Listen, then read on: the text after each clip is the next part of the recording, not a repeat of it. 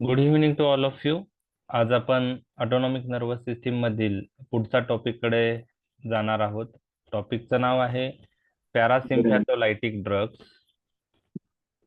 तर हा CCMP एक्झामच्या दृष्टीने long question point of view महत्वाचा टॉपिक आहे आणि डे टू डे क्लिनिकल प्रॅक्टिसमध्येही यातले भरपूर सारे ड्रग्स यूज केले जातात. तर प्रॅक्टिस पॉइंट ऑफ व्ह्यू महत्वाचा टॉपिक आहे. आता मागील 2-3 लेक्चरमध्ये आपण पॅरासिम्पॅथोमायमेटिक ड्रग डिस्कस केले होते आणि आपण पाहिलं होतं की पॅरासिम्पॅथोमायमेटिक ड्रगलाच आपण कोलिनर्जिक ड्रग असंही म्हणतो आणि हे ड्रग पॅरासिम्पॅथेटिक नर्वस सिस्टीम मधून जो न्यूरोट्रान्समीटर रिलीज होतो ऍसिटिल कोलिन त्यासारखं काम करतात. त्यामुळे त्याला पॅरासिम्पॅथोमायमेटिक म्हणजे सारखं, मायमेटिक म्हणजे सारखं. तर पॅरासिम्पॅथोमायमेटिक ड्रग म्हणजे पॅरासिम्पॅथेटिक नर्वस सिस्टीम सारखं कार्य करणारे ड्रग. त्यालाच आपण कोलिनर्जिक ड्रग असं म्हणतो. त्यामध्ये डायरेक्टली ऍक्टिंग मध्ये कोलिनर्जिक अगोनिस्ट होते आणि इनडायरेक्टली ऍक्टिंग मध्ये अँटी कोलिनिस्टरेज होते. ते डिटेल मध्ये आपण डिस्कस केले होते. तर पॅरासिम्पॅथोलायटिक ड्रग्स यामध्ये कोणते ड्रग येतात आणि ह्या ड्रगनी काय ऍक्शन घडून येऊ शकते. तर पॅरासिम्पॅथोलायटिक, ओके, पॅरासिम्पॅथोलायटिक म्हणजे these are the drugs which block the action of parasympathetic nervous system. So these are the drugs which block the action of neurotransmitter released from the parasympathetic nervous system. म्हणून त्याला पॅरासिम्पॅथोलायटिक drug असं म्हणतात. म्हणजे parasympathetic nervous सिस्टीमची जी action आहे ते block करणारे drug म्हणजेच पॅरासिम्पॅथोलायटिक ड्रग. तर पॅरासिम्पॅथोमायमेटिक आणि पॅरासिम्पॅथोलायटिक असे दोन्ही एक्झॅक्टली ऑपोजिट ग्रुप आहेत आणि पॅरासिम्पॅथोलायटिक ड्रगला आपण अँटी कोलिनर्जिक ड्रग असं म्हणतो. म्हणजेच पॅरासिम्पॅथेटिक नर्वस सिस्टीमला आपण कोलिनर्जिक सिस्टीम असं म्हणतो. मग पॅरासिम्पॅथेटिक नर्वस सिस्टीमचं काम ब्लॉक करणाऱ्या ड्रगला आपण अँटी कोलिनर्जिक ड्रग असंही म्हणतो. म्हणजे ते कोलिनर्जिक सिस्टीमच्या विरुद्ध ऍक्ट होता. Anti cholinergic drug, anticholinergic drug. आणि हे ड्रग अँटी कोलिनिस्टरेज ड्रग बरोबर कन्फ्यूज झाले नाही पाहिजे, हे मी मागील लेक्चरमध्ये तुमच्याशी डिस्कस केलेलं आहे. अँटी कोलिनिस्टरेज म्हणजे इनडायरेक्टली ऍक्टिंग पॅरासिम्पॅथोमायमेटिक ड्रग. त्यात मग फायझोस्टिग्मिन, निओस्टिग्मिन असे ड्रग येतात आणि अँटी कोलिनर्जिक ड्रग हे पॅरासिम्पॅथोलायटिक ड्रग आहे. त्यात ॲट्रोपिन लाईक ड्रग येतात. तर अँटी कोलिनिस्टरेज आणि अँटी कोलिनर्जिक हे दोन वर्डमध्ये खूप वेळा कन्फ्युजन होतं, ते झालं नाही पाहिजे. तर एक्झाम मध्ये क्वेश्चन आल्यानंतर तो अंडरस्टँडिंग पहिले झाला पाहिजे आणि त्यानंतर तो सॉल्व्ह करायचा. तो क्वेश्चन काय विचारलेला आहे. कधी कधी घाईघाईमध्ये ना आपण मिसअंडरस्टँडिंग करून ग्रुपच आपण दुसरा लिहितो आणि त्यामुळे लॉंग क्वेश्चनला डायरेक्ट 0 मार्क होतात. येत सर्व असतं पण बाहेर आल्यानंतर कळतं अरे आपण अँटी कोलिनिस्टरेज विचारला होता अँटी कोलिनर्जिक लिहिलं, किंवा अँटी कोलिनर्जिक विचारला होता अँटी कोलिनिस्टरेज लिहिलं, असं उलट होऊ शकतं. तर ते नाही झालं पाहिजे, हे तुम्हाला लक्षात ठेवायचं. तर पॅरासिम्पॅथोलायटिक ड्रगलाच आपण अँटी कोलिनर्जिक ड्रग असं म्हणतात. आता यामध्ये आयडियली कोणते ड्रग आले पाहिजे. तर आपण बघितलेलं आहे की पॅरासिम्पॅथेटिक नर्वस सिस्टीम मधून ऍक्ट होऊन रिलीज होणारा न्यूरोट्रान्समीटर जो आहे तो कोलिनर्जिक रिसेप्टर थ्रू ऍक्ट होतो. त्यामध्ये मस्कुरेनिक रिसेप्टर आहेत आणि निकोटिनिक रिसेप्टर आहे. तर हे जे अँटी कोलिनर्जिक ड्रग आहेत ते पॅरासिम्पॅथेटिक नर्वस सिस्टीमचं कार्य ब्लॉक करतात. कसं करतात? By blocking cholinergic receptor. मग त्यामध्ये आयडियली जे ड्रग मस्कुरेनिक रिसेप्टर ब्लॉक करतात ते ड्रग आले पाहिजे. जे ड्रग निकोटिनिक रिसेप्टर ब्लॉक करतात ते ड्रग आले पाहिजे. बरोबर आहे. परंतु ही जी अँटीकोलिनर्जिक ड्रग टर्मिनॉलॉजी आहे, ही कन्व्हेन्शनली ही टर्मिनॉलॉजी फक्त आणि फक्त जे ड्रग ऍसिटिल कोलिनचे ऍक्शन मस्कुरेनिक रिसेप्टरवर ब्लॉक करतात अशा ड्रग साठी वापरली जाते. म्हणजेच अँटीकोलिनर्जिक ड्रग ही टर्मिनॉलॉजी आता रिस्ट्रिक्टेड केलेली आहे. कोणत्या ड्रग साठी? जे ड्रग फक्त म्हणजे मस्क्युरेनिक रिसेप्टर ब्लॉक करतात त्यांच्यासाठी, जे ड्रग मस्क्युरेनिक रिसेप्टर ब्लॉक करून ऍक्ट होतात त्यांच्यासाठी ही अँटीकोलिनर्जिक ड्रग टर्मिनॉलॉजी वापरली जाते. आणि मस्क्युरेनिक रिसेप्टर ब्लॉक करून हे ड्रग ऍसिटिल कोलिनचे ऍक्शन मस्क्युरेनिक रिसेप्टर थ्रू होऊ देत नाही. त्यामुळं अँटीकोलिनर्जिक ड्रगला आपण अँटी मस्क्युरेनिक ड्रग असंही म्हणतो. अँटी मस्क्युरेनिक ड्रग असंही म्हणतो. म्हणजे काय, पॅरासिम्पॅथोलायटिक म्हणजेच अँटीकोलिनर्जिक आणि म्हणजेच अँटी मस्क्युरेनिक ड्रग. ओके. आता जे ड्रग निकोटिनिक रिसेप्टर ब्लॉक करतात त्यांना काय टर्मिनॉलॉजी वापरली जाते, तर आपल्याला माहिती आहे निकोटिनिक रिसेप्टरचे दोन प्रकार आहेत. एक आहे एनएम रिसेप्टर आणि एक आहे एनएन रिसेप्टर. जे ड्रग एनएम रिसेप्टर ब्लॉक करतात आणि ऍसिटिल कोलिनचे ऍक्शन एनएम रिसेप्टरवर होऊ देत नाही, त्या ड्रगला जे ड्रग एनएम रिसेप्टर ब्लॉक करतात आणि ऍसिटिल कोलिनचे ऍक्शन एनएम रिसेप्टरवर होऊ देत नाही, त्या ड्रगला न्यूरोमस्क्युलर ब्लॉकर्स असं म्हणतात. Neuromuscular blockers. आणि जे ड्रग एनएन रिसेप्टर ब्लॉक करून ऍक्ट होतात गँग्लियावरचे आणि ऍसिटिल कोलिनचे ऍक्शन एनएन रिसेप्टरवर प्रिव्हेंट करतात, अशा ड्रगला गँग्लियॉन ब्लॉकर्स असं म्हणतात. तर गँग्लियॉन ब्लॉकर्स आणि न्यूरोमस्क्युलर ब्लॉकर्स हे ड्रग आपण नंतर डिस्कस करणार आहोत. आजचं आपलं लेक्चर जे आहे किंवा एएनएस मधला आपला जो डिस्कशनचा पार्ट असेल पॅरासिम्पॅथोलायटिक ड्रग मध्ये, तो म्हणजे फक्त जे ड्रग ऍसिटिल कोलिनचे ऍक्शन मस्क्युरेनिक रिसेप्टरवर होऊ देत नाही, जे ड्रग मस्क्युरेनिक रिसेप्टर ब्लॉक करून ऍक्ट होतात, हेच ड्रग डिस्कस करणार आहे. तर आपण आजच्या लेक्चरमध्ये अँटी मस्क्युरेनिक ड्रग डिस्कस करणार आहोत. त्यालाच अँटीकोलिनर्जिक म्हणतात, त्यालाच पॅरासिम्पॅथोलायटिक म्हणतात. जे ड्रग एनएम रिसेप्टर ब्लॉक करून ऍसिटिल कोलिनचे ऍक्शन प्रिव्हेंट करता एनएम रिसेप्टरवर, त्यांना न्यूरोमस्क्युलर ब्लॉकर म्हणतात. आणि जे ड्रग एनएन रिसेप्टर ब्लॉक करून ऍक्ट होतात आणि ऍसिटिल कोलिनचे ऍक्शन एनएन रिसेप्टरवर होऊ देत नाही, अशा ड्रगला गँग्लियॉन ब्लॉकर्स असं म्हणतात. तर न्यूरोमस्क्युलर ब्लॉकर आणि गँग्लियॉन ब्लॉकर हे नंतर डिस्कस केले जातील. एएनएस मध्ये आपण ते डिस्कस करणार नाही, बुक्स मध्ये पण ते एएनएस मध्ये नाही. ठीक आहे, लक्षात आलं तुमच्या टर्मिनॉलॉजी? समजलंय टर्मिनॉलॉजी? Yes sir. येस ना. तर ठीक आहे. म्हणजे पॅरासिम्पॅथोलायटिक्स म्हणजेच अँटीकोलिनर्जिक, अँटीकोलिनर्जिक्स म्हणजेच कोणते? Anti anti muscar. Muscarinic drug. Okay. Okay ठीक. आता यामध्ये जो मेन ड्रग आहे ना, तो ऍट्रोपिन आहे. कोणता आहे? ऍट्रोपिन. सर्वात पहिले ऍट्रोपिन डिस्कवर झाला आणि त्यानंतर ऍट्रोपिनला पर्याय म्हणून खूप सारे ड्रग मार्केटमध्ये आले ऍज अ अल्टरनेटिव्ह टू ऍट्रोपिन. मग त्या सर्व ड्रगला एकत्र आपण ऍट्रोपिन सोडून बाकी सर्व ड्रग जे नंतर डिस्कवर झाले त्यांना आपण ऍट्रोपिन सबस्टिट्यूट्स असंही म्हणतो. म्हणजे ऍट्रोपिन सबस्टिट्यूट्स जरी क्वेश्चन विचारला तर त्यात हेच लिहायचं आहे अँटीकोलिनर्जिक ड्रग विषयी किंवा अँटी मस्क्युरेनिक ड्रग विषयी, फक्त ऍट्रोपिन सोडून बाकीच्या ड्रगचं डिस्कशन असतं. त्याला ऍट्रोपिन सबस्टिट्यूट्स असं म्हणतात. जे ड्रग ऍट्रोपिन सारखं ऍक्ट होतात आणि ऍट्रोपिनला सबस्टिट्यूट म्हणून वापरले जातात त्यांना ऍट्रोपिन सबस्टिट्यूट्स असं म्हणतात. तर रिमेनिंग अँटीकोलिनर्जिक ड्रग ऍट्रोपिन सोडून सर्वांना आपण ऍट्रोपिन सबस्टिट्यूट असं म्हणू शकतो. म्हणजे पॅरासिम्पॅथोलायटिक ड्रग क्वेश्चन आला, अँटीकोलिनर्जिक आला, अँटी मस्क्युरेनिक आला किंवा ऍट्रोपिन सबस्टिट्यूट आला, आता आन्सर एकच आहे. ओके ठीक. आता जे टर्मिनॉलॉजीच आहे त्या नेक्स्ट स्लाइड मध्ये परत एकदा आपण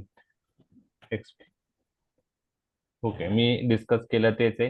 conventionally the term anticholinergic drugs is restricted to those drug which block actions of acetylcholine exerted through muscarinic receptor. Okay, we have discussed. Though nicotinic receptor antagonists also block certain action of acetylcholine, they are generally referred as ganglion blocker. जे NN receptor block करतात त्यांना ganglion blocker म्हणतात किंवा neuromuscular blocker. जे drug NM receptor block करतात त्यांना neuromuscular blocker म्हणतात. Okay atropine is the prototype of this drug. म्हणजे जसं पॅरासिम्पॅथोमायमेटिक मध्ये आपण ऍसिटिल कोलिन डिस्कस केला होता डिटेलमध्ये. इथं मेन प्रोटोटाइप ड्रग आपण ॲट्रोपिन डिस्कस करणार आहे. तो मेनली मस्कुरेनिक रिसेप्टर ब्लॉक करतो आणि त्याच्यानंतर खूप सारे सिंथेटिक कंपाऊंड मार्केटमध्ये आले. ॲट्रोपिन हा प्लांट डिराईव्ह आहे, बेलाडोना प्लांट किंवा धतुरा प्लांट पासून डिराईव्ह केला जातो आणि नंतर खूप सारे सेमी सिंथेटिक आणि सिंथेटिक ड्रग मार्केटमध्ये आले. ते सर्व ॲट्रोपिन सबस्टिट्यूट आहेत आणि त्यांना मस्कुरेनिक ब्लॉकिंग प्रॉपर्टी तर आहे, काही ना ऍडिशनल निकोटिनिक ब्लॉकिंग प्रॉपर्टी सुद्धा आहे, पण ते फार कमी ड्रग आहे. ओके. आणि हे सर्व ड्रग कॉम्पिटिटिव्ह ब्लॉकर्स आहेत. कॉम्पिटिटिव्ह ब्लॉकर्स म्हणजे काय, की हे ड्रग ऍसिटिल कोलिन बरोबर कम्पीट करतात मस्कुरेनिक रिसेप्टरसाठी आणि मस्कुरेनिक रिसेप्टरला जाऊन बाइंड होतात आणि मस्कुरेनिक रिसेप्टर ब्लॉक करतात आणि त्याच्यामुळं ऍसिटिल कोलिनची ऍक्शन मस्कुरेनिक रिसेप्टरवर होत नाही. कॉम्पिटिटिव्ह ब्लॉकर मध्ये binding side of the endogenous molecule आणि अँटागोनिस्ट ही सेम असते. ओके, त्यामुळे त्याला कॉम्पिटिटिव्ह ब्लॉकर्स असं म्हणतात. तर all anticholinergics are competitive blockers. Okay, तर बेसिक गोष्टी आपल्या डिस्कस झालेल्या आहेत. आलंय लक्षात तुमच्या? टर्मिनॉलॉजी, अँटीकोलिनर्जिकलाच आपण अँटी मस्कुरेनिक असं म्हणतो. जे ड्रग एनएम रिसेप्टर ब्लॉक करतात त्यांना काय म्हणतात? जे ड्रग एनएम रिसेप्टर ब्लॉक करतात त्यांना काय म्हणतात? NM blocker. एनएम ब्लॉकर किंवा न्यूरोमस्क्युलर ब्लॉकर. आणि जे ड्रग एनएम रिसेप्टर ब्लॉक करतात त्यांना गॅंग्लियन ब्लॉकर्स. गँग्लियन ब्लॉकर. तर तुम्हाला ठीक आहे, तुम्हाला टर्मिनॉलॉजी आता माहित झाली. एक मिनिट, जस्ट एक मिनिट स्टार्ट करतो मी परत. अँटीकोलिनर्जिक ड्रग सर हा, कॉम्पिटेटिव्ह एकदा सांगता? कॉम्पिटेटिव्ह ब्लॉकर याचा अर्थ माहितीये का? ऍसिटिल कोलिन हा मस्कुरेनिक रिसेप्टरवर ऍक्ट होतो. आपल्या शरीरातून जो पॅरासिम्पॅथेटिक नर्वस सिस्टीम मधून रिलीज होतो. ओके, तर हा एंडोजिनस मॉलिक्यूल आहे.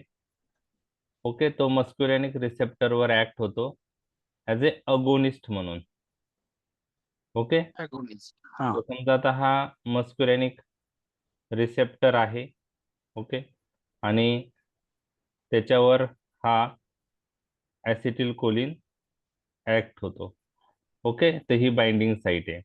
तर ज्यावेळेस आपण अँटीकोलिनर्जिक ड्रग्ज देऊ, ओके, हे ड्रग हे ऍसिटिल कोलिन बरोबर कम्पीट करतील आणि सेम साईट जिथं ऍसिटिल कोलिन बाइंड होतं मस्कुरेनिक रिसेप्टरवर तिथं जाईन बाइंड होतील. आणि तिथं जाईन बाइंड झाल्यामुळं ऍसिटिल कोलिन त्या साईटला बाइंड होऊ शकतो का? नाही, कारण तिथं जाऊन अँटीकोलिनर्जिक ड्रग बाइंड झालेत रिसेप्टरला आणि अँटीकोलिनर्जिक ड्रग रिसेप्टरला बाइंड होऊन रिसेप्टरला ब्लॉक करतात. कोणासाठी? ऍसिटिल कोलिनसाठी. ऍसिटिल कोलिन तिथं जाऊन बाइंड होत नाही. म्हणून इथं बाइंडिंग साईट ऍसिटिल कोलिनची आणि अँटीकोलिनर्जिक ड्रगची सेम आहे. आता ऍसिटिल कोलिन इथं अगोनिस्ट म्हणून कार्य करतो आणि अँटीकोलिनर्जिक ड्रग रिसेप्टरवर अँटॅगोनिस्ट म्हणून कार्य करतात. अँटॅगोनिस्ट म्हणजे जे अगोनिस्टचे ऍक्शन ब्लॉक करतात. तर ह्या अगोनिस्ट आणि अँटॅगोनिस्ट मध्ये कॉम्पिटिशन राहते सेम साईटला बाइंड होण्यासाठी, कारण ते सेम साईटला बाइंड होतं म्हणून कॉम्पिटिशन राहणार आहे. बरोबर आहे? रिसेप्टरवर जिथं अगोनिस्ट बाइंड होतो तिथंच जर अँटॅगोनिस्ट बाइंड होणार असेल, दोघांसाठी एकच साईट आहे बाइंडिंग, तर त्यांच्या दोघात काय राहणार आहे? कॉम्पिटिशन बाइंडिंगसाठी. म्हणून त्याला कॉम्पिटिटिव्ह ब्लॉकर्स असं म्हणतात. लक्षात आलं? आणि हे रिव्हर्सेबल असतं कॉम्पिटिटिव्ह ब्लॉकर. आपण जनरल फार्मॅक मध्ये रिसेप्टर अँटागोनिझम मध्ये कॉम्पिटिटिव्ह ब्लॉकर्स मध्ये competitive equilibrium, competitive non equilibrium आणि नॉन कॉम्पिटिटिव्ह ब्लॉकर्स डिस्कस केलेले आहे बघा. ठीक आहे. आता ऍक्च्युअली अँटीकोलिनर्जिक ड्रग आपल्याला डिस्कस करण्याआधी मी असंच एक चार्ट बनवलाय. तो एक्झाम पॉइंट ऑफ व्ह्यू महत्वाचा असं काही नाही, पण तुम्हाला फार्मेकोलॉजी, आता मेकॅनिझम जर विचारली अँटीकोलिनर्जिक ड्रगची, these are the drugs which are competitive blockers and these drugs act by blocking muscarinic receptor. And prevent the action of acetylcholine mediated through muscarinic receptor. ही झाली मेकॅनिझम ऑफ ऍक्शन अँटीकोलिनर्जिक ड्रगची एका वाक्यात, by blocking मस्क्युरेनिक receptor. त्याच्या पुढे dash करून competitive inhibition, एवढं जरी लिहिलं तर मोर दॅन इनफ आहे. आणि त्याच्यामुळे मग कोणते कार्य घडून येऊ शकतं ह्या ड्रगनी हे आपण डिस्कस करणार आहे. त्यासाठी तुम्हाला ऍसिटिलकोलिनचे मागच्या लेक्चरमध्ये जे ऍक्शन्स आपण डिस्कस केल्या ते माहीत असतील तर अँटीकोलिनर्जिक ड्रगच्या ऍक्शन लक्षात येतील. ठीक आहे, कारण ऑपोजिट इफेक्ट प्रोड्यूस करणार ते ड्रग. बरोबर आहे, तर तेच दिलेलं आहे पहा. जस्ट आपण सगळ्या अँटीकोलिनर्जिक ऍक्शन्स काय काय असू शकतात ते पाहणार आहे. तर all anticholinergics are competitive blockers of muscarinic receptors. These drugs block the muscarinic receptors. Action of acetylcholine on muscarinic receptor is inhibited. म्हणजे जे ऍक्शन होते ऍसिटिलकोलिनच्या मस्क्युरेनिक रिसेप्टर थ्रू त्या सगळ्या ब्लॉक होतील. आता बघा, आपण आता कोलिनर्जिक ऍक्शन्स आपल्याला माहिती आहे, त्याच्यावरून अँटीकोलिनर्जिक ऍक्शन काय असतील ते आपण प्रेडिक्ट करू शकतो. बरोबर आहे, ते आपण प्रेडिक्ट करू शकतो. आपण पाहिलं होतं हार्टवर M2 रिसेप्टर असतात आणि M2 is inhibitor in nature, हे पण आपण पाहिलेलं आहे. आणि ऍसिटिलकोलिन हार्टवर ऍक्ट झाल्यानंतर काय इफेक्ट येतो हे पण आपण डिस्कस केलेलं आहे. तर आपण पाहिलं होतं ऍसिटिलकोलिन M2 रिसेप्टर वर ऍक्ट होऊन इनहिबिटर इफेक्ट दाखवतो. इम्पल्स जनरेशन SA नोड मधून कमी होतं, AV कंडक्शन AV नोड मधून डिक्रीज होतं, कॉन्ट्रॅक्शन ऑफ अॅट्रिया डिक्रीज होतं, कॉन्ट्रॅक्शन ऑफ वेंट्रिकल डिक्रीज होतं. तर हे कोलिनर्जिक सिस्टीमचे ऍक्शन तुम्हाला माहिती आहे. मग तुम्हाला मी विचारलं अँटीकोलिनर्जिक ड्रग काय करतील जर M2 रिसेप्टर ब्लॉक झाला तर ऍसिटिलकोलिनचे ऍक्शन M2 रिसेप्टरवर होणार नाही. मग काय होऊ शकतं अँटीकोलिनर्जिक ड्रगने?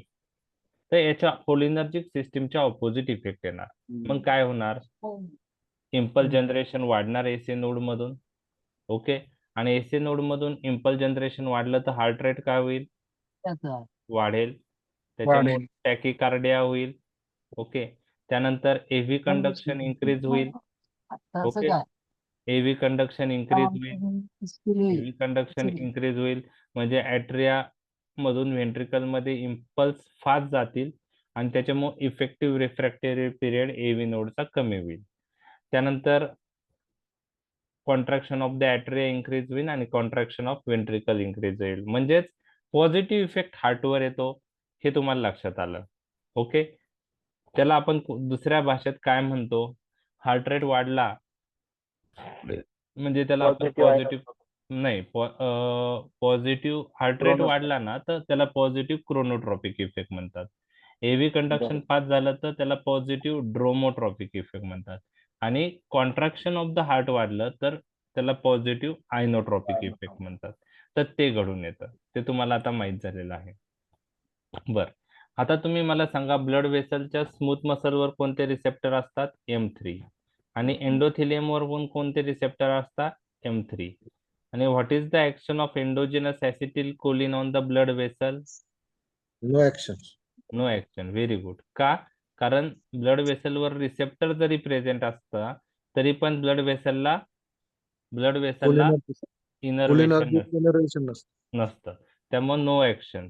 मग आता अगोनिस्टचाच इफेक्ट नाही तर अँटागोनिस्टचा इफेक्ट पण सिग्निफिकंटली नसणार आहे. लक्षात आलं? म्हणून anticholinergic drug do not have any consistent effect on the blood vessel. बरोबर आहे. आता अँटीकोलिनर्जिक ड्रग दिल्याने ब्लड प्रेशर वाढतं, पण तो कशामुळे वाढतो? तो कार्डियाक आउटपुट वाढल्यामुळे वाढतो.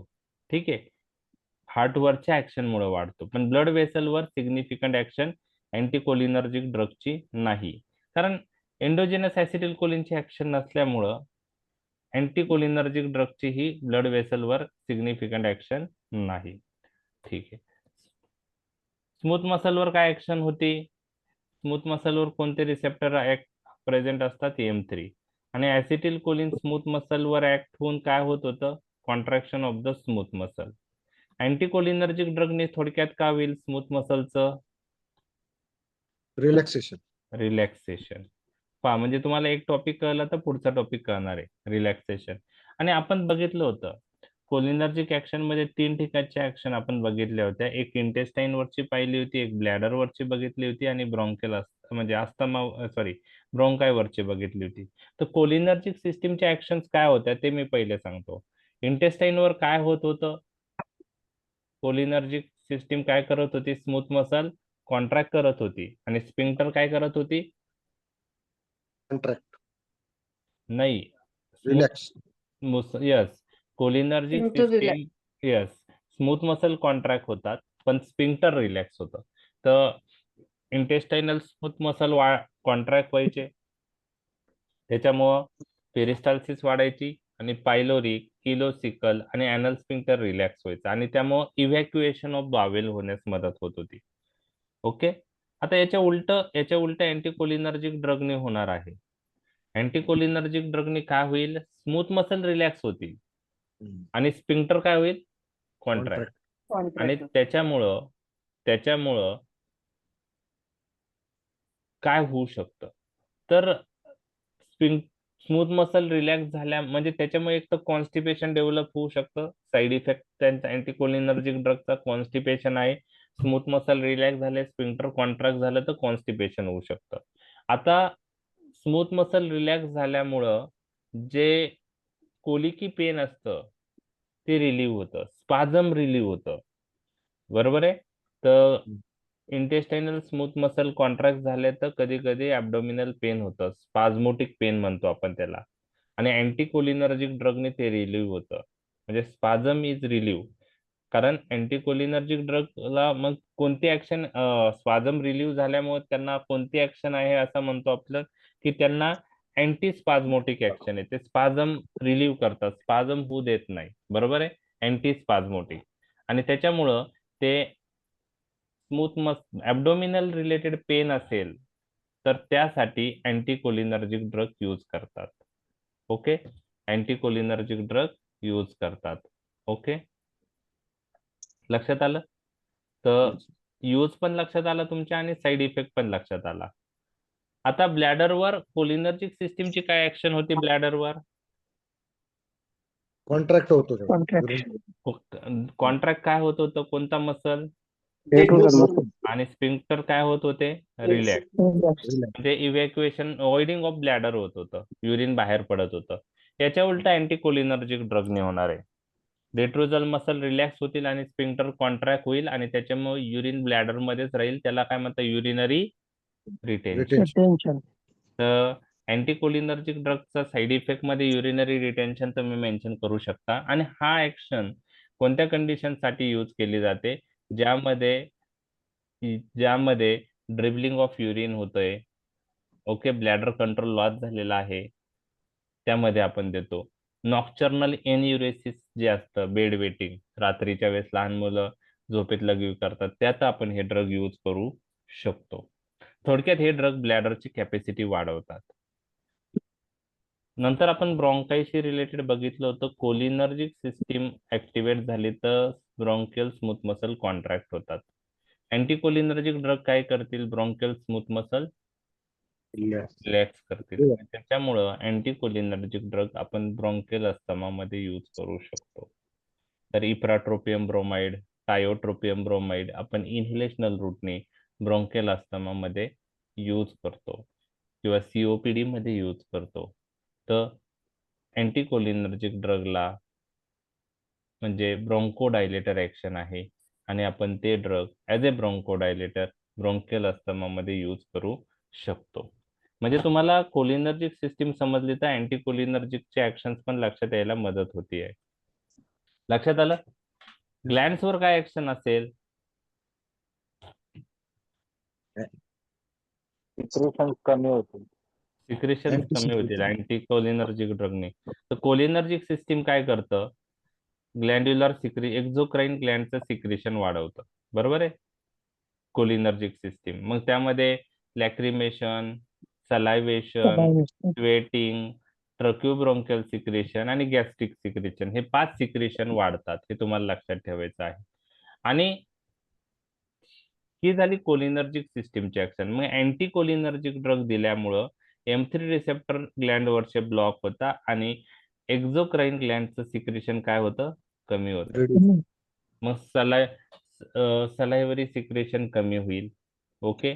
त्यानंतर स्वेटिंग कमी होईल. त्यानंतर लॅक्रिमेशन कमी होईल. ट्रक्युब्रोंकियल सिक्रेशन कमी होईल आणि परायटल सेल मधून ऍसिड सिक्रेशन कमी होईल. तर ह्या ग्लँड वरचे ऍक्शन आहे. तर या ऍक्शन मुळे काही वेळेस साईड इफेक्ट दिसतात आणि काही ठिकाणी यूज पॉइंट ऑफ व्ह्यू पण यूज केला जातो. तर परायटल सेल मधून ऍसिड सिक्रेशन कमी होतं म्हणून अँटीकोलिनर्जिक ड्रग आपण पेप्टिक अल्सर मध्ये ट्रीटमेंटसाठी यूज करू शकतो, परंतु कॉमनली यूज होत नाही, कारण आता आपल्याकडे अवेलेबल आहेत प्रोटॉन पंप इनिबिटर, ओमिप्राझोल, पॅन्टिप्राझोल, रॅबिप्राझोल, ते जास्त प्रेफर्ड होतात. पण काही दशकांपूर्वी आपण म्हणू शकतो 60-70च्या काळात त्यावेळेस अँटीकोलिनर्जिक ड्रग यूज केले गेले होते पेप्टिक अल्सरच्या ट्रीटमेंटसाठी आणि ते कसे इफेक्टिव्ह होते, ते ऍसिड सिक्रेशन काय करतात, कमी करतात परायटल सेल मधून. तर ते झालं. आणि आधी ग्लँड्सचं बघूया, मग आईचं बघूया. ठीक आहे.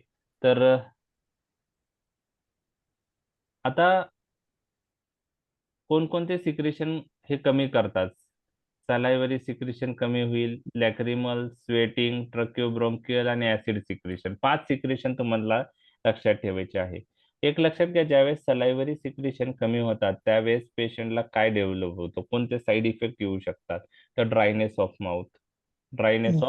Mouth, difficulty in swallowing, difficulty in talking. Okay. Difficulty in swallowing, difficulty in talking. त्यानंतर लॅक्रिमल सिक्रेशन कमी झाल्यामुळे ड्रायनेस ऑफ द आईज होणार. स्वेटिंग कमी झाल्यामुळे ड्रायनेस ऑफ द स्किन होणार आहे. आणि एक लक्षात घ्या, स्वेटिंग डिक्रीज झाल्यामुळं हीट लॉस कमी होतो. बरोबर आहे. हीट शरीरातून कमी बाहेर पडते स्वेटिंग कमी झाल्यामुळं. बरोबर आहे. आणि त्याच्यामुळं काय होतं, लहान मुलांमध्ये ऍट्रोपिन दिल्यानंतर फिवर येतो. त्याला ऍट्रोपिन फिवर म्हणतात. काय म्हणतात? ऍट्रोपिन फिवर. कशामुळे होतं हे? तर हे ड्रग स्वेटिंग काय करताय, कमी करताय. स्वेटिंग कमी करताय म्हणजे हीट कशात राहते, बॉडीमध्येच राहते. Body. आणि अजून टेम्परेचर रेग्युलेटिंग सेंटर पण ते स्टिम्युलेट करतात ब्रेन मधलं, आणि टेम्परेचर रेग्युलेटिंग सेंटर स्टिम्युलेट होतं, प्लस हीट लॉस कमी होते, त्यामुळं हीट बॉडीत राहते आणि त्याच्यामुळं ऍट्रोपिन फिवर लहान मुलांमध्ये दिसतं. लक्षात आलं तुमच्या? Yes. ओके. आपण पहा, पॅरासिटामॉल दिल्यानंतर काही वेळाने टेम्परेचर कमी होतं, तर त्यात बघा स्वेटिंग झालेलं असतं पेशंटला.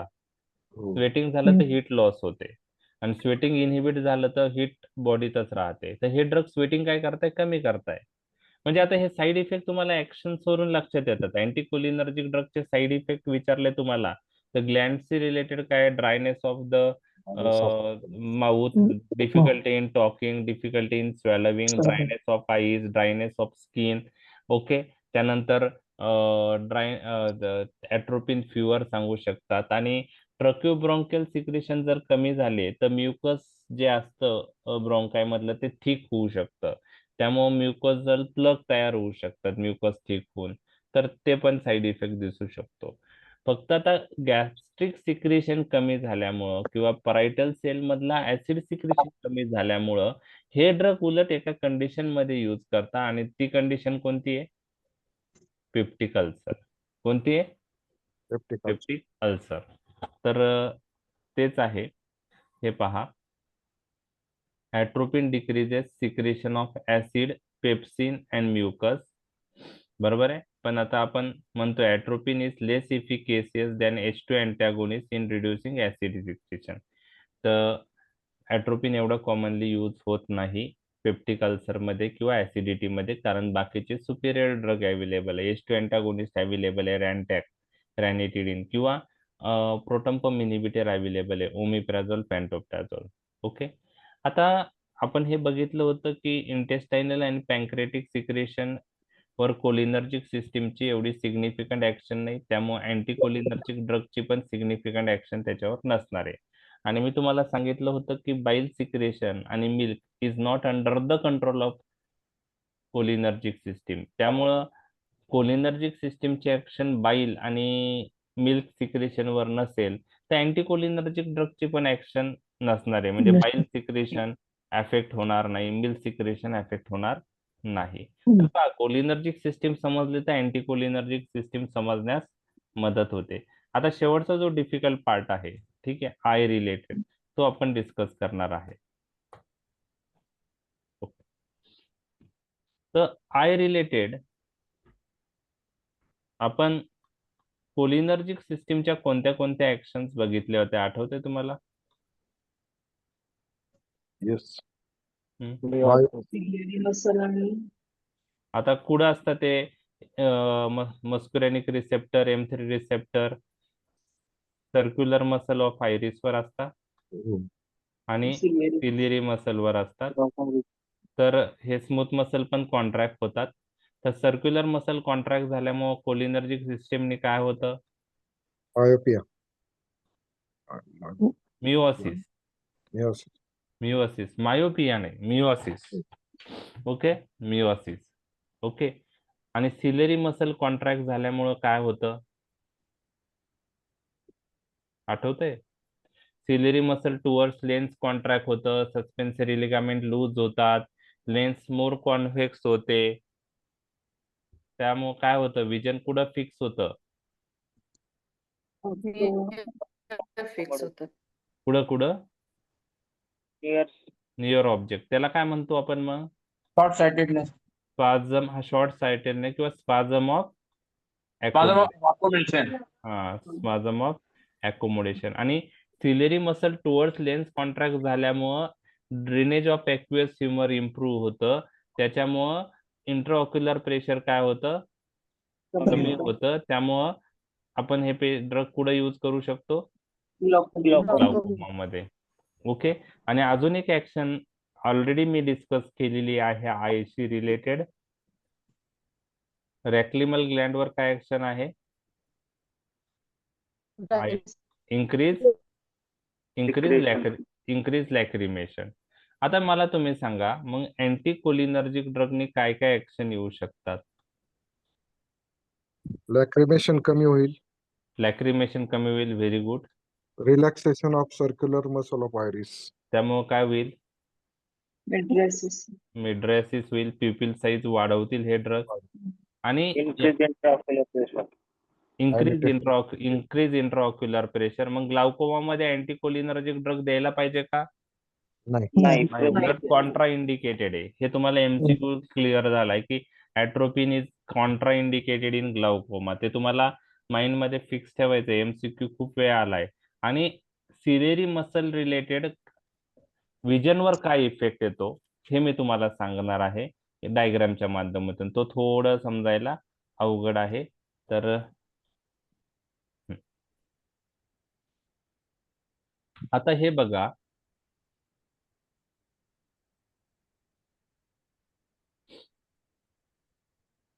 एक मिनिट.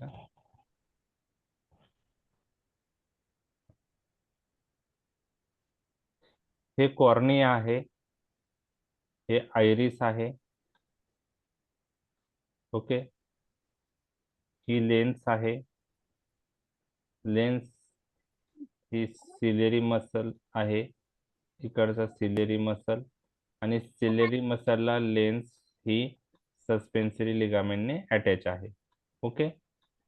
आता काय होतं पहा, नॉर्मली कोलिनर्जिक सिस्टीमने काय होतं, हे सिलेरी मसलवरचे M3 रिसेप्टर ऍक्टिव्हेट झाल्यावर सिलेरी मसलचं कॉन्ट्रॅक्शन होतं, ते टुवर्ड्स लेन्स होतं.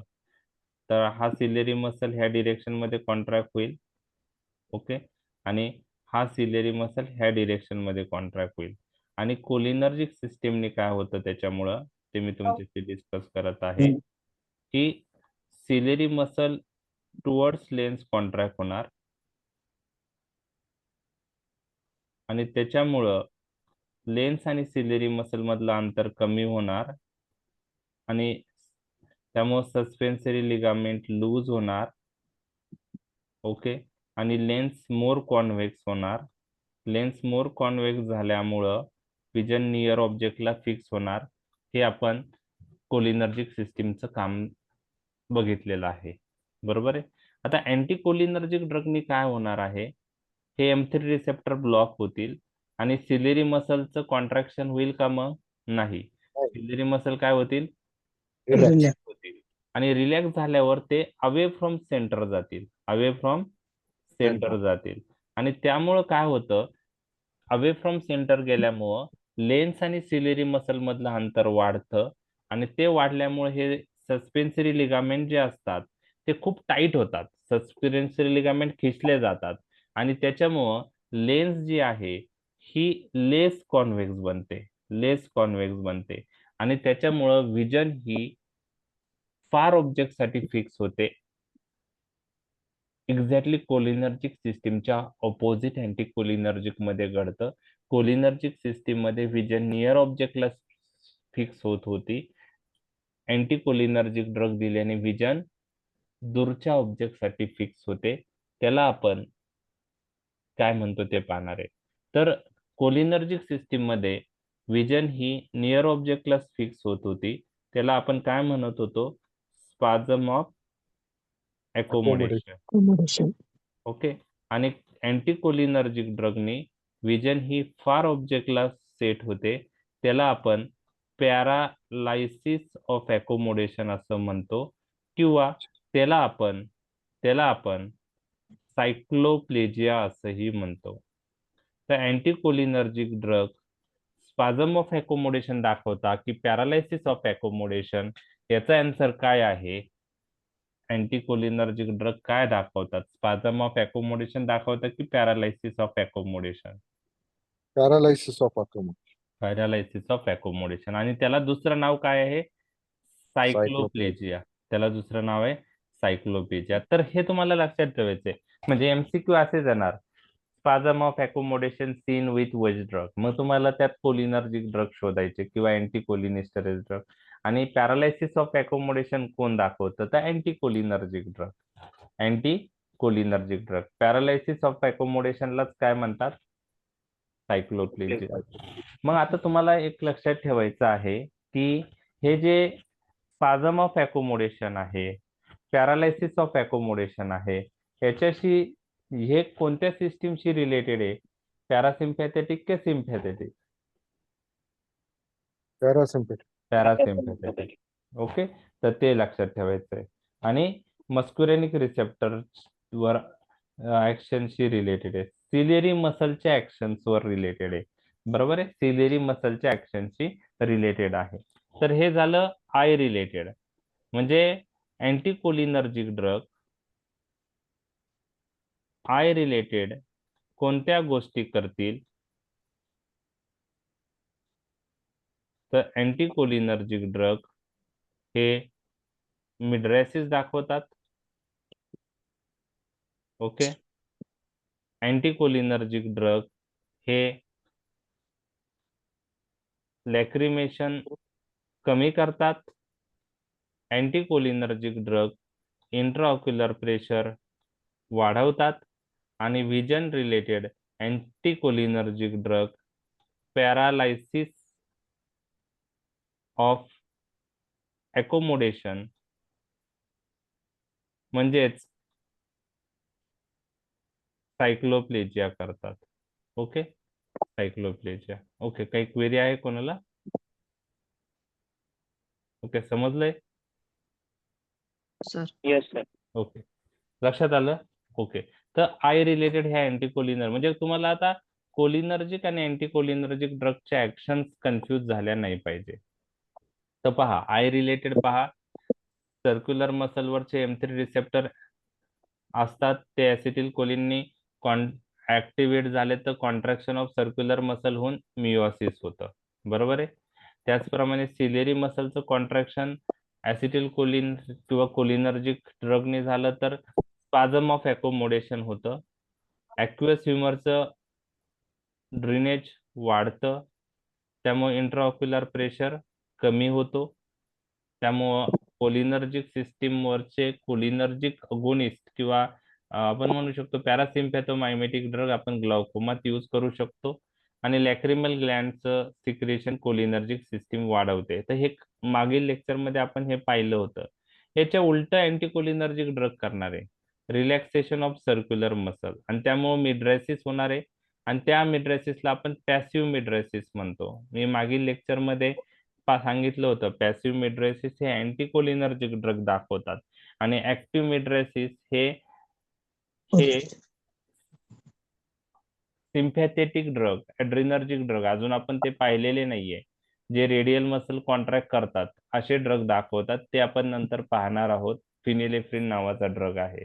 तर एक लक्षात ठेवा, मिड्रेसिस मध्ये पॅसिव्ह मिड्रेसिस कोण दाखवतं असं जर तुम्हाला कोणी विचारलं तर अँटीकोलिनर्जिक ड्रग. तर पुढील लेक्चरमध्ये मी जेव्हा दोन्ही सिस्टीमचे ड्रग एकाच वेळेस डिस्कस करेन आय मध्ये, त्यावेळेस तुम्हाला ते क्लिअर होणार आहे. त्यानंतर सिलेरी मसल रिलॅक्स झाल्यामुळं, म्हणजे अँटीकोलिनर्जिक ड्रग सर्क्युलर मसल रिलॅक्स करतात आणि सिलेरी मसल रिलॅक्स करतात. सर्क्युलर मसल रिलॅक्स झाला तर मिड्रेसिस होणार आणि ते पॅसिव्ह मिड्रेसिस असणार.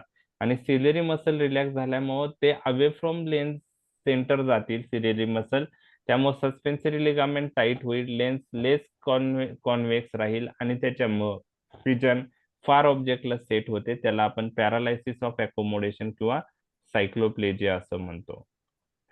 ॲक्वियस ह्युमरचं ड्रेनेज कमी होईल, कारण सिलेरी मसल रिलॅक्स झाल्यावर ड्रेनेजवर ते ओव्हरलॅप होतील आणि इंट्राऑक्युलर प्रेशर वाढतं, त्यामुळं ग्लाउकोमाचा अटॅक प्रेसिपिटेट होऊ शकतो. त्यामुळं तुम्हाला लक्षात ठेवायचं आहे, anticholinergic drugs are contraindicated in glaucoma.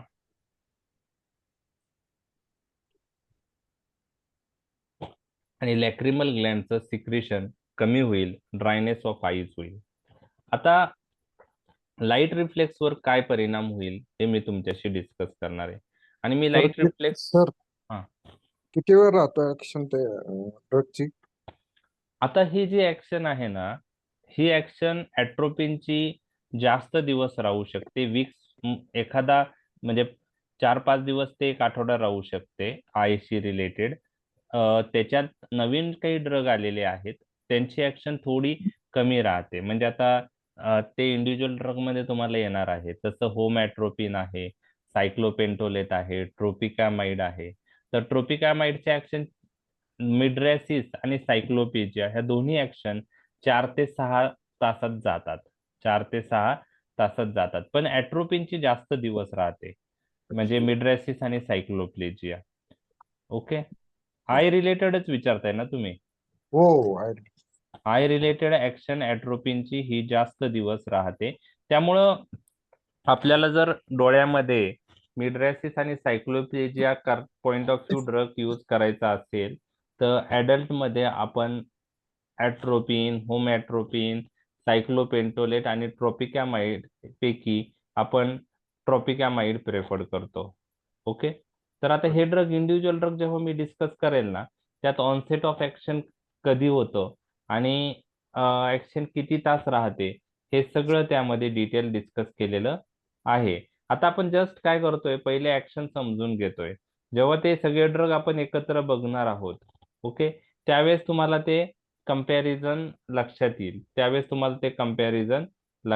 तर सध्या आता ॲट्रोपिनचा जर विचार केला तर जवळजवळ 1 आठवडा ऍक्शन राहते.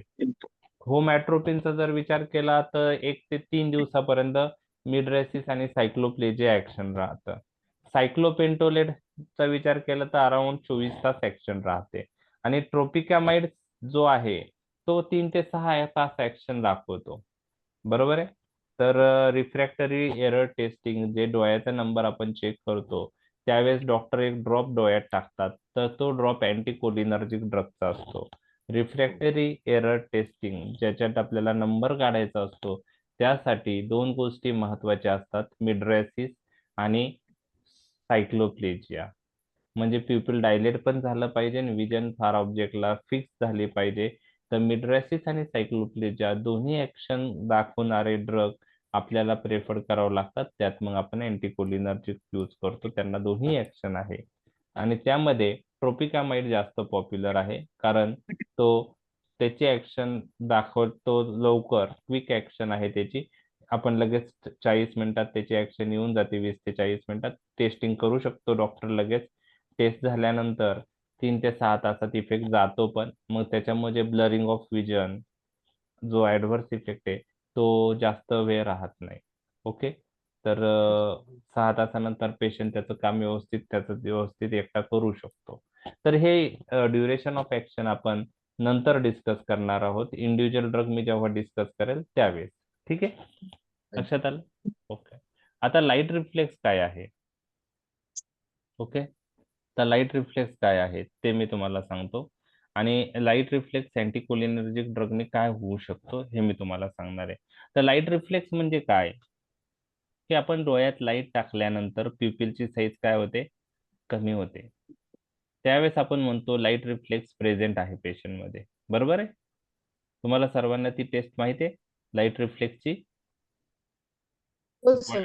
डोळ्यात आपण लाईट टाकला पेशंटच्या तर प्युपिल काय होतात, कॉन्स्ट्रिक्ट होतात, प्युपिल साईज काय होते, कमी होते. बरोबर ना? हो लक्षात आलं? प्युपिल साईज काय होते, कमी होते.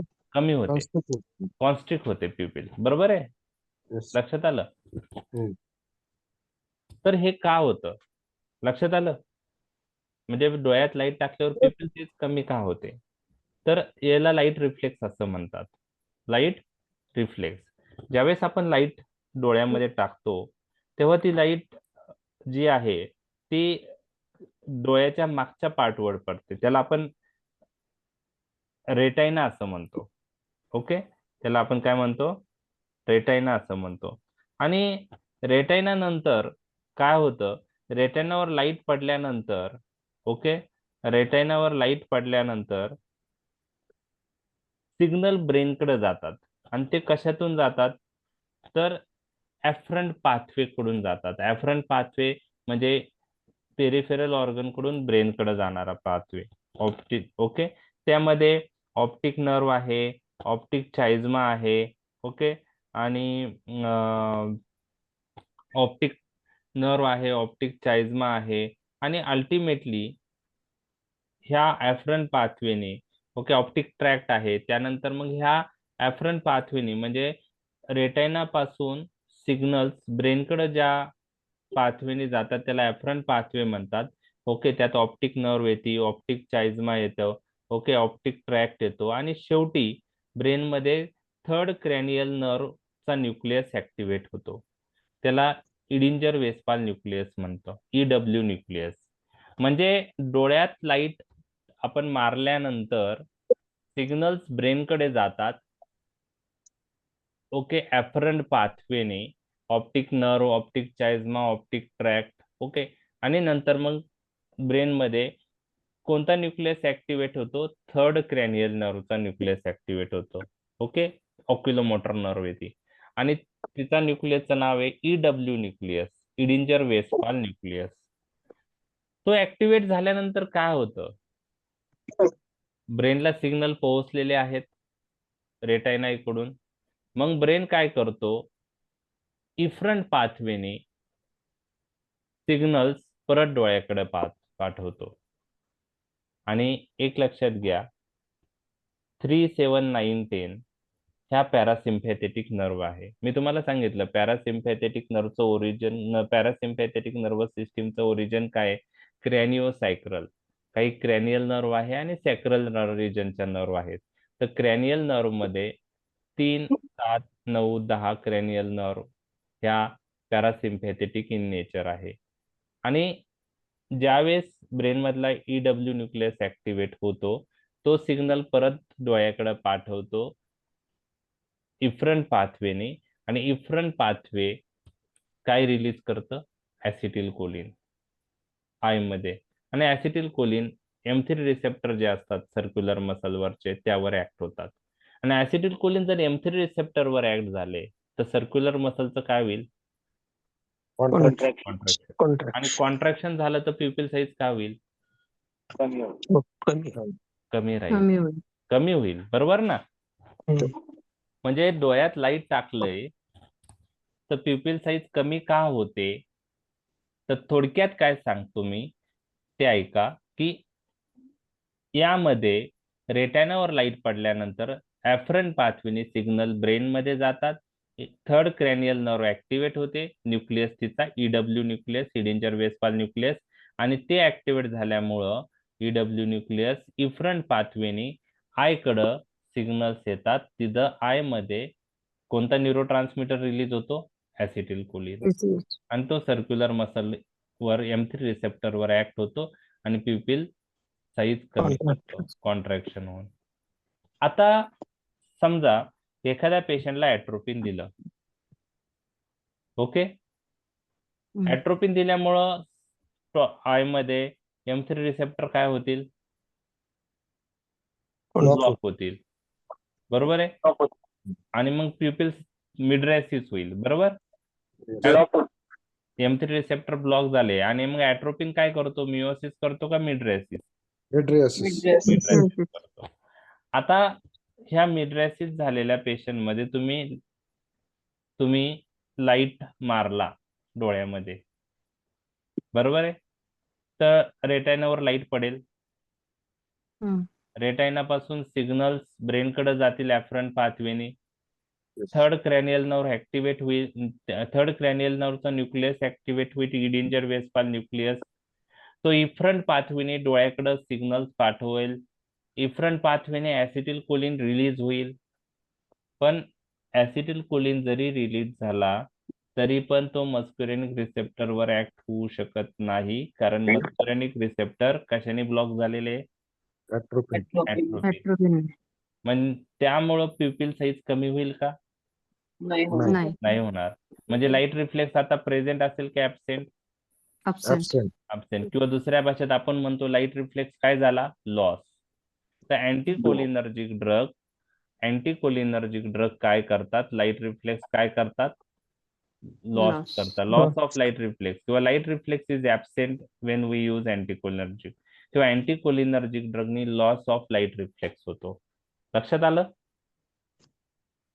येस. हो. तर हे बेसिक आहे. आता MCQ आला, अँटीकोलिनर्जिक ड्रग लाईट रिफ्लेक्स प्रेझेंट असतो का ऍबसेंट असतो त्या पेशंट मध्ये?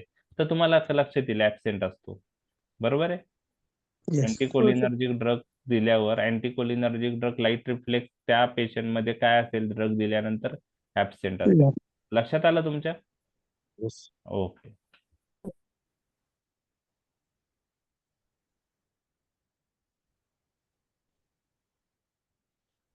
हो, तर आता आपण ऍक्च्युअल क्लासिफिकेशन कडे होणार आहे. Just 1 minute. परत आपण स्टार्ट करूया, 1 मिनिट थांब.